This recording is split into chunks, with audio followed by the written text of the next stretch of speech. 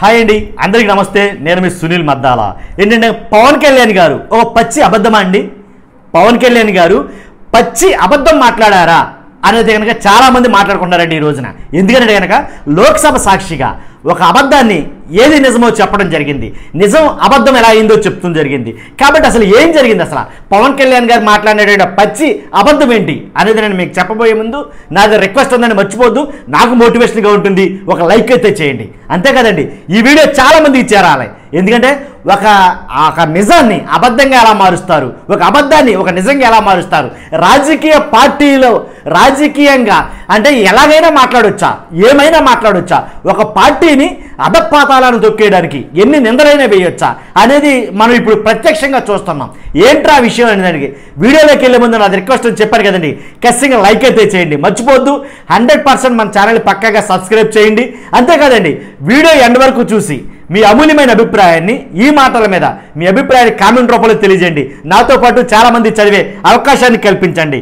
ఏంటి, మొత్తం ఆంధ్రప్రదేశ్లో జగన్ గారు పరిపాలించిన 5 ఏళ్లలో అదృశ్యం అయిన వాళ్ళు మహిళలు కానీ అమ్మాయిలు కానీ మొత్తం మీద 33,000 మంది అదృశ్యం అయిపోయారు.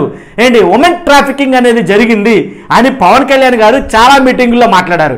ఎవరు ఇదంతా చేసిందంటే కనుక ఆయన నోట్, అంటే పవన్ కళ్యాణ్ గారే చెప్పింది ఏంటంటే అప్పుడు అంటే ఎన్నికలకు ప్రచారానికి ముందు ఎన్నికల ప్రచారంలో చెప్పిన మాట ఏంటంటే కనుక వైసీపీ ప్రభుత్వం ఎవరినైతే కనుక వాలంటీర్లుగా నియమించిందో ఆ వాలంటీర్లు అందరూ కలిపి 33,000 మంది మహిళల్ని ఏంటి అమ్మేశారు, లేదా ఇతర దేశాలకు తరలించేశారని అయితే కనుక భయంకరమైన ఆరోపణలు అయితే కనుక చేయడం జరిగింది. అసలు మన మామూలుగా దాని మీద పెద్ద చర్చ జరిగింది. ఎలా తెలిసిందిరా పవన్ కళ్యాణ్ గారికి వాలంటీర్లే 33,000 మందిని ఎలా మాయం చేసేశారు, ఎలా ఉమెన్ ట్రాఫికింగ్ అని జరిగింది, అసలు ఇతర దేశాలకు ఎలా అమ్మేశారు, ఎలా రవాణా జరిగింది, ఇవన్నీ బోల్డ్ ప్రశ్నలు అయితే కనుక ప్రజల్లో దొరిచేసినాయండి నిజంగాను. ఎందుకంటే ఎలక్షన్ క్యాంపెయిన్లో మాట్లాడిన మాటలు కాబట్టి ప్రజల్లో బాగా పనిచేశాయి. కాబట్టే కూటమిని గెలిపించారు. అవి నిజమని నమ్మి చాలామంది ప్రజలు, కానీ అది నిజం కాదు, పచ్చి అబద్ధం అని లోక్సభలో ఈరోజు తేలిపోయింది. ఏంటంటే కనుక ఎందుకన్నారు ఆ మాట్లాడితే కనుక అంటే వాళ్ళ పార్టీని గెలిపించుకోవడం కోసం ఎదుటి పార్టీ మీద ఎలాంటి నిందలైనా వేసేయచ్చు, ఎన్ని అబద్ధాలైనా మాట్లాడేయచ్చు అనే ధోరణి మంచిది కదా నన్ను అడిగితే కనుక. కాబట్టి 33,000 మంది అదృశ్యం అయిపోయారు అని పవన్ కళ్యాణ్ గారు ఎలా చెప్పారు అంటే కనుక అప్పుడు ఆయన మాటలు చాలామంది మీరు వినుంటారు. ఏం మాట్లాడారు అంటే కనుక 33,000 మంది మహిళలు అమ్మాయిలు మన ఆంధ్రప్రదేశ్ నుంచి అదృశ్యం అయిపోయారు, వాళ్ళు మేలు ఎవరో వాలంటీర్లు వాళ్ళని తప్పించారు, వాళ్ళని దాటించేశారు, వాళ్ళని అమ్మేశారు అనేది చెప్పడం జరిగింది. ఎలా తెలిసింది మీకంటే కనుక నాకు కేంద్ర నిఘా వర్గాల సంస్థలు తెలిపాయి, కేంద్ర నిఘా వర్గ సంస్థలు నాకు ఒప్పందించాయి, లేకపోతే నాకు తెలిపాయి అనేది ఆయన దంకాపదంగా కొన్ని లక్షల మంది జనాల ముందు కొన్ని మీడియా ఛానళ్ళ ముందు ఆయన చాలాసార్లు మాట్లాడడం జరిగింది. మాట్లాడిన తర్వాత అలా మాట్లాడి అదే వాలంటీర్లు మళ్ళీ మీకు మీ ఉద్యోగాలు స్టాండర్డ్ చేస్తాం, భద్రత కల్పిస్తామని చాలా మాటలైతే మాట్లాడారు. కానీ ఏదైతే భయంకరమైనటువంటి నింద ఏదైతే వేశారో వాలంటీర్ల మీద అది ఈ రోజు కూడా తుడుచుకోలేకపోవడం జరిగింది. కాబట్టి ఆ వాలంటీర్లు అందరూ కూడా అప్పట్లోనే పవన్ కళ్యాణ్ గారి మీద కేసు కూడా వేయడం జరిగింది. ఆ కేసు కూడా యాక్చువల్గా నిన్న ఏది విచారణకు వస్తే పవన్ కళ్యాణ్ గారి దానికి క్వాష్ పిటిషన్ చేసి దాన్ని కొట్టేయమని చెప్పేసి ఒక ఫిర్యాదు రేట్ ఇవ్వడం జరిగింది. కాకపోతే దాన్ని 3 వారాల పాటు వాయిదా వేశారనుకోండి.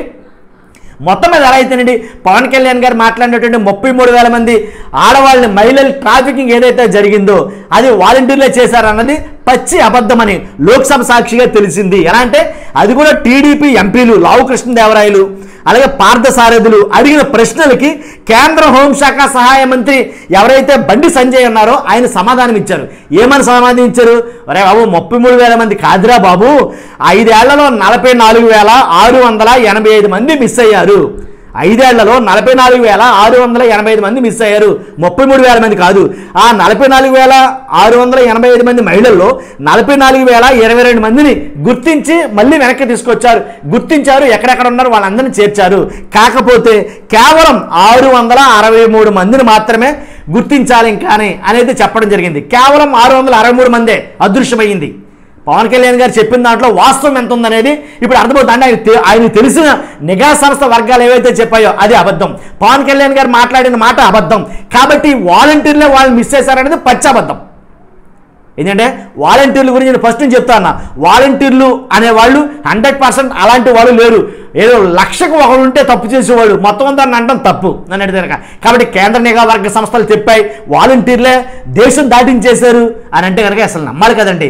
కోర్టులు నమ్మాలి, సంస్థలు నమ్మాలి, అన్నీ నమ్మాలి కదా. నోటికి ఏదొస్తే అది మాట్లాడేసి పబ్బం గడుపుకోవడం కోసం, రాజకీయంగా గెలవడం కోసం ఏదికి పడితే అది మాట్లాడేస్తే ఖచ్చితంగా నిజం నిలకడగా తెలుస్తుంది అన్నమాట వాస్తవం. ఈరోజు లోక్సభ సాక్షిగా ఆ నిజం కొండబద్దలు కొట్టినట్టు బట్టబయలైంది. కాబట్టి ఇప్పుడు ఏంటంటే ఏదైతే వైసీపీ వాళ్ళు ఉన్నారో వాళ్ళందరూ నిజంగా పండుగ చేసుకుంటారన్నమాట. కాబట్టి పవన్ కళ్యాణ్ గారు మాట్లాడిన అన్ని పచ్చి అబద్ధాలే అనేది దగ్గర వాళ్ళు పండుగ చేసుకోవడం చాలామంది మనం చూస్తాం. ఆనాట ఈనాట నిజంగా సంబరాలు జరుపుకుంటారు అనమాట. కాబట్టి ఇలాంటివి కొన్ని నిజాలు బయటపడినప్పుడు ఖచ్చితంగా ఏం జరుగుతుంది అనేది ప్రజలు అబ్జర్వ్ చేస్తూ ఉంటారు. ఓకే, చూస్తున్నా మీరు అందరూ కూడా ఇది నిజమా అబద్ధమా. ఇప్పటికీ మీలో ఎవరైనా డౌట్ ఉంటే కనుక ఖచ్చితంగా కామెంట్ రూపంలో తెలియజేయండి. మీ అభిప్రాయాన్ని ఖచ్చితంగా కామెంట్ రూపంలో తెలియజేయండి. మర్చిపోతే నాకు లైక్ చేయండి, కొత్త వాళ్ళని మన ఛానల్ సబ్స్క్రైబ్ చేయండి. Thank you very much.